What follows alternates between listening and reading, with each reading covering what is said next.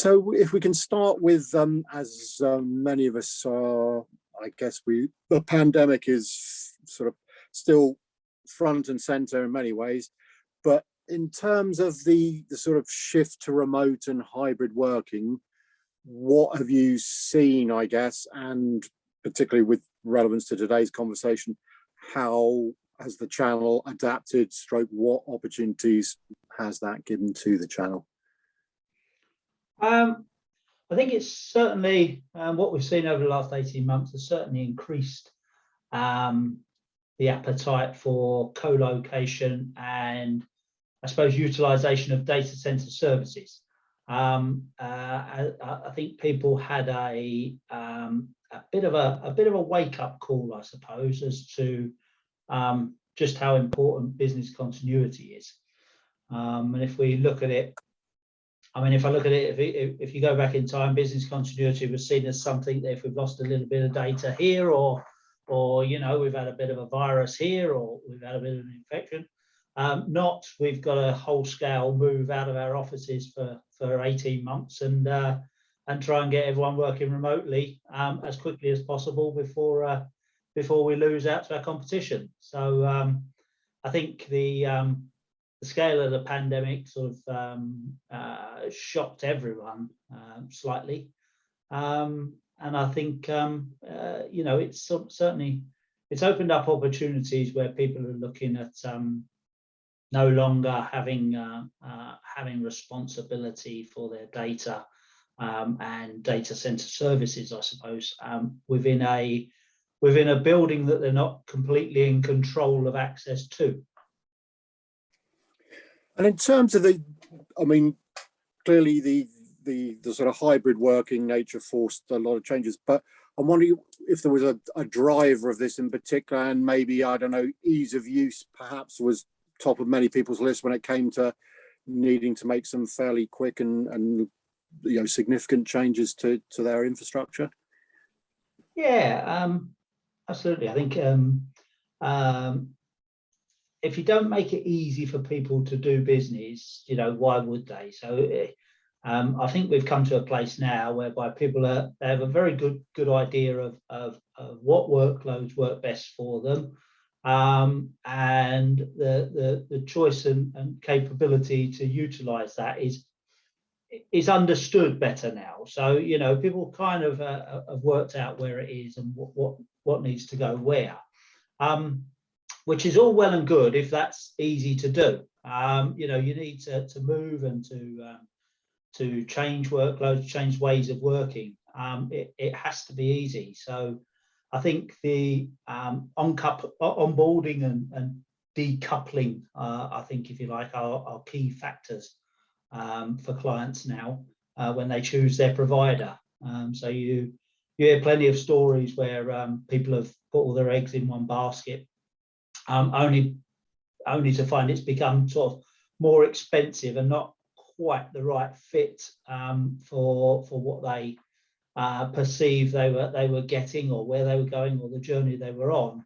And then we've had horror stories of where, you know, you wasn't able to decouple from that experience, and the pain of change has been so great. So yeah, I think ease of adoption is key to people changing. Ease of adoption, ease of access, ease of use, ease of the sort of the whole work around changing the way you work, and for providers to make that accessible and easy for you to do in timescales that suit you. This is where you've got to give clients the comfort that they're not shackled when they're when you're trying to get clients to adopt different ways of working, different practices, different models, going into the hybrid model. You know, they can't feel like they're, you know, once I'm in, I'm never out. You know, they have to have that agility, because their solution changes. What we've seen over the pandemic, the solution changes. Your whole sort of environment can change. The scale of your business can change. The ability for your business to do work with others. Every business that we deal with has their own customers, and their ability to change, and some of the problems that they had. So yeah, I think the ease of adoption, ease of use, it all sort of comes with not only how you adopt things, but how you can change things once you have adopted them as well, to make it to give you that comfort factor that you're not in one solution anymore. You can maintain change. So I'm just wondering, along with that, it sounds like sort of good communications is important, because you say, somebody might offer it sounds like an amazing sort of way of doing stuff, and then, as you say, you might get stuck in that cloud or whatever it is and difficult to come out. So ease of adoption is right, but with some education as to what it is that people are being offered, so that there are no surprises, awkwardness.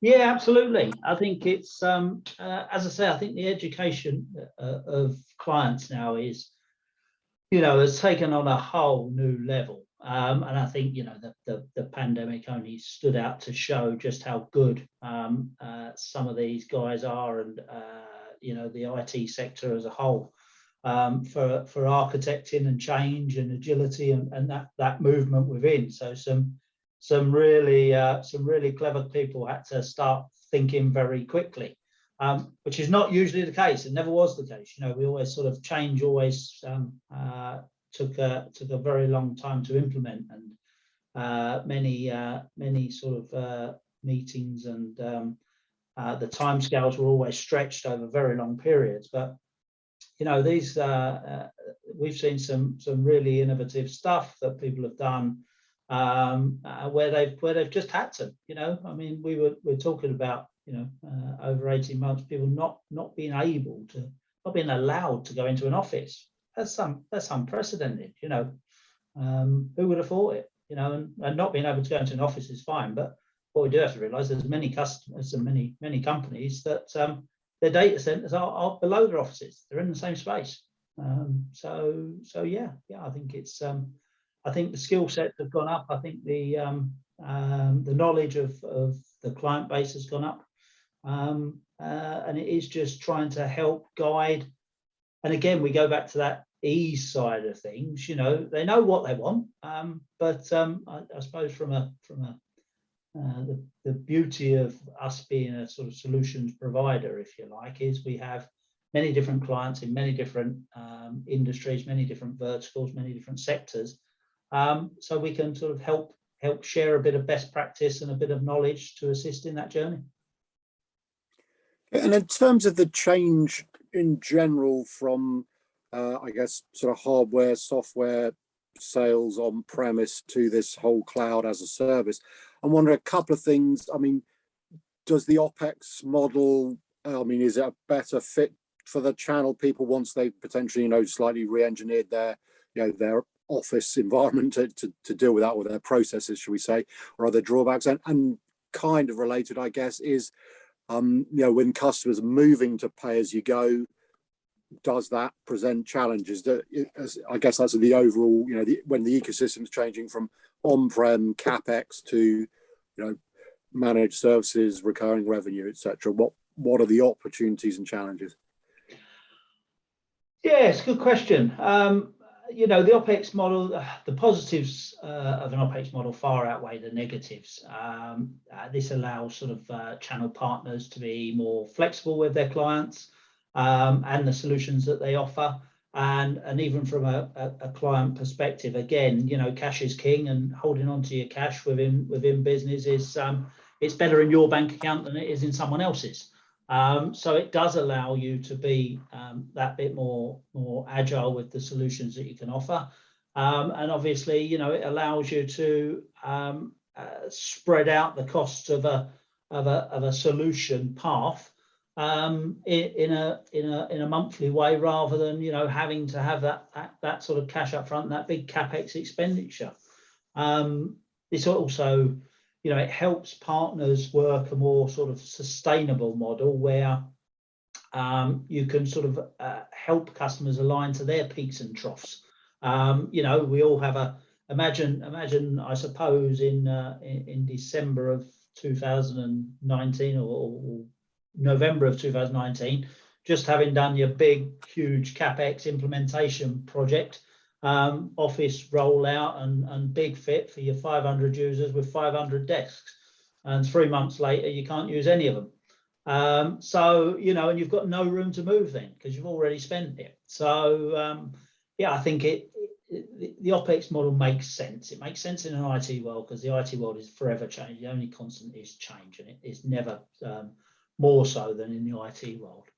I think the challenge is, flipping it on its side, the challenges that sort of the channel has and partners have, and it's one that's always been going really, is around the billing, and it's getting that right. You know, has to be clearly defined, and the key to success, because it is the key to success, because it's no one wants surprises. You know, no customers like too much fluidity in that sort of cycle, and sometimes partners themselves, when you're coming in from largely a capex sort of model, if you like, and the way you've run your business into the OpEx side, it's hard to get your head around, and it's hard to get the systems in place to bill customers on that sort of pay-as-you-go model.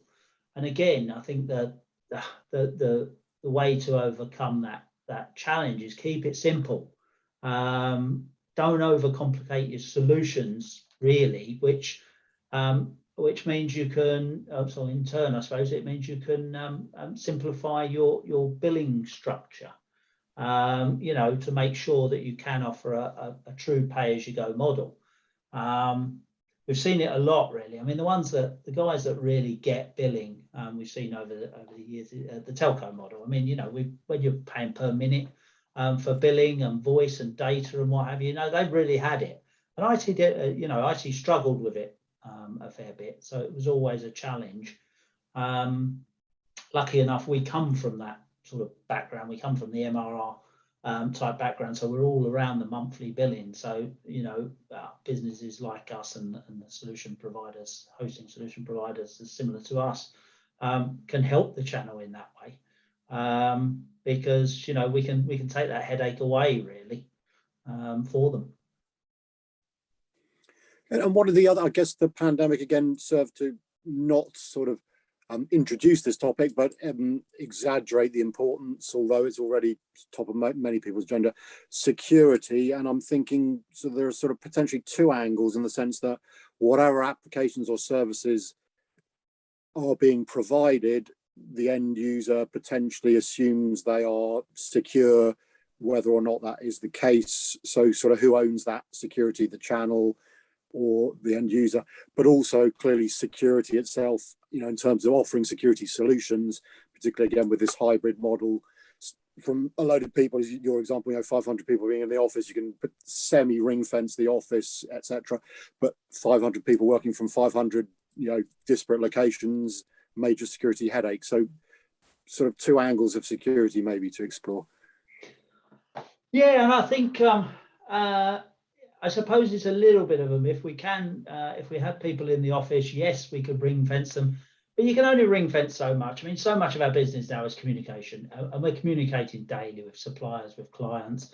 We're communicating with the world using all forms of technology, and no matter whether we're sat at home now, and yes, I'm sat at home now, and we have a VPN into the network, you know, a private secure line into the network. Yeah, you're not really doing anything different. So I suppose the issues are the same. And security, the topic of security is never going away, no matter what. And I think, you know, I beat on about it a lot, the fact that, you know, you can never, you can't stop people trying and even penetrating into a network, into your environment. Anyone that tells you they can wholeheartedly, lying's a strong word, but it's 100% security is pretty much non-existent. Whereas you can't stop them coming in, but you can stop them being successful. If you remove the effect that any breach can cause, you mitigate the chance of becoming a target. You know, so if it doesn't matter to you that someone's breached one wall.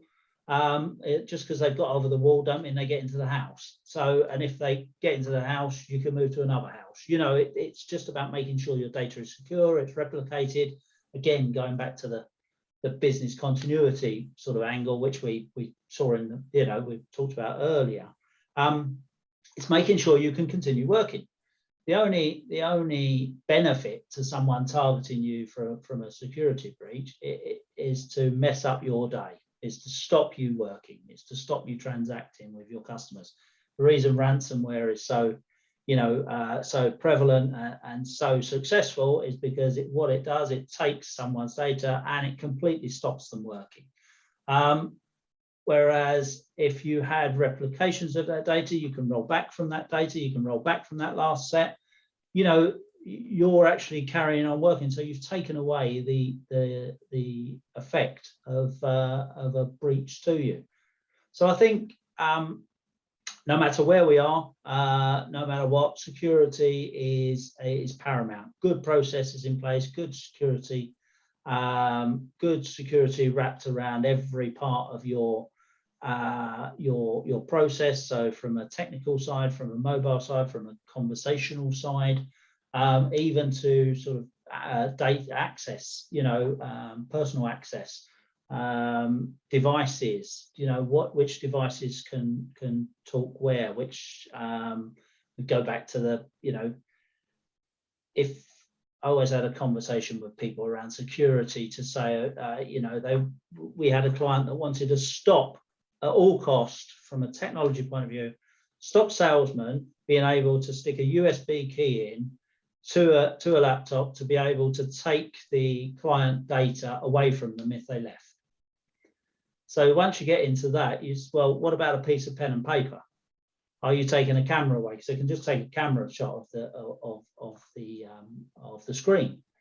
So again, this comes into process, this comes into legals, this comes into contracts. So it doesn't just stop. You can stop one part, but it has to be a whole process. Security is as long as it is wide, but just do not forget it touches every part of your organization. Okay, and then moving perhaps a slightly wider picture for the channel, in terms of sort of organizing a portfolio of technology, clearly most of the companies are, you know, in a certain place already. It's not, you know, unless you happen to be a startup, but do you have any thoughts as to, clearly some specialize in an industry sector, or maybe, you know, as a security sort of channel provider, and others maybe trying to assemble a broad portfolio. Back to this sort of helping the customer and giving them choice. How do you see the best, or what sort of things, dare I say, do channel companies at least need to consider when they are putting together a portfolio that they're hoping will, you know, be attractive to customers? I think the best advice when anyone's trying to put forward a portfolio of services, portfolio of products, or whatever, is talk and talk again to your clients. You should only be providing solutions, products, or what have you that are beneficial to your market. You know, too many people get caught up in it's the next best thing, so we need to have it, we need to do it. If you're not going to do something well, don't do it at all. And just, you know, taking half measures around something and creating the next best thing without actually finding out if that next best thing is really useful to your market and how you can be specific in your market. I mean, too many times now we see people making decisions about solutions, implementations, applications, without actually consulting the people that would use those services or gain the most benefit from them. So yeah, the one piece of advice I could give is talk to your clients, find out what you're doing well for your clients, find out what you're not doing well, and find out what they would like to buy from you if you did take up another service and solution, because there's plenty of providers out there. We all work to an ecosystem now. No one man can do it all. I mean, technology's moved on so far now. you just couldn't. You couldn't cater for it all. And actually, it's a better existence when you're not doing it all, because you actually get to consult, you get to talk, with partners that we have. We're constantly in communication with them to find out, if we're tweaking something, well, what are they doing to tweak their side, so we can bring this together, and how are they doing it with their clients. So I think the channel's very good at utilizing the ecosystem around them. Yeah, you can't, you can't put too much, well, you can't put enough emphasis on listening to your clients, just finding out where they are, what they want. Because if most companies look, they'll have a spread of verticals that they actually look after and what have you. And that's generally, depending on the size and scale of a company. It's because, it's very hard to be specific and niche, because, you want all the customers that you can get. But then start to look at where you do best. Start to look at where you're adding the most value, who you're adding the most value to, and really start to, push those, push the services that they want, and be the best at those services. Don't try and do everything. Make sure you do what you do very well. Okay. And sort of related to that, so you've assembled a portfolio of services. Apart from distinguishing yourself with those, technology solutions, what other things is it possible? I mean, you mentioned billing earlier on. I'm guessing, a transparent and easy sort of billing system is clearly welcomed by customers. But other things that a good channel organization can distinguish itself from, what is quite a crowded marketplace with, whether it's the hyperscalers trying to get a load of people on board, and just other channel organizations, etc. What makes a difference? Yeah, I suppose those guys work, and it's more of a numbers game with those guys. I mean, you look at the hyperscalers, 10 o'clock on a Saturday night, you've got a problem and you try and ring one of them. Well, good luck, because that might be 3 weeks until you get an answer. But you're paying a lower premium for that. I think again, just sort of going back to the last point, really, it's the only way you can add real value is to find out what someone perceives as being real value to them. So if your market needs speed, offer quick responses, setups, resolutions. Make sure you're dynamic. If you're in the financial, the fintech type markets, this is all about transactions. So make sure you're there. Make sure you can offer those things. Actually, to them, the billing at the end of the month doesn't matter as much as per second uptime, and making sure if there's a problem, they can get hold of someone. If your market has lots of ups and downs, if we look at the retail market, well, the retail market of older, I suppose more online now, but be flexible, because they've got a scale. They've got times where they're going to be very busy. They've got festive periods. They've got this. So make sure that you're modeling yourself to add that real value, and that's the only way you can differentiate yourself, if you like, from the hyperscalers, because they go across the board. They have to. They're going out to everyone. But if you want to be, if you want to sort of get hold of those clients and make sure those clients stay with you forever, offer them value. You've got to offer them something different. So really knowing that market, knowing what makes that market tick, is how you can then start to improve and align your services and solutions to best fit and service that market. Okay, maybe just in finishing, it'd be nice to know a bit about the way Leaseweb operates with the partners, and what you think distinguishes your approach from, again, other folks doing similar things to yourselves. I suppose with what we do very well at Leaseweb, and what when I came to Leaseweb, what attracted me to Leaseweb is we know what we do and we know what we don't do.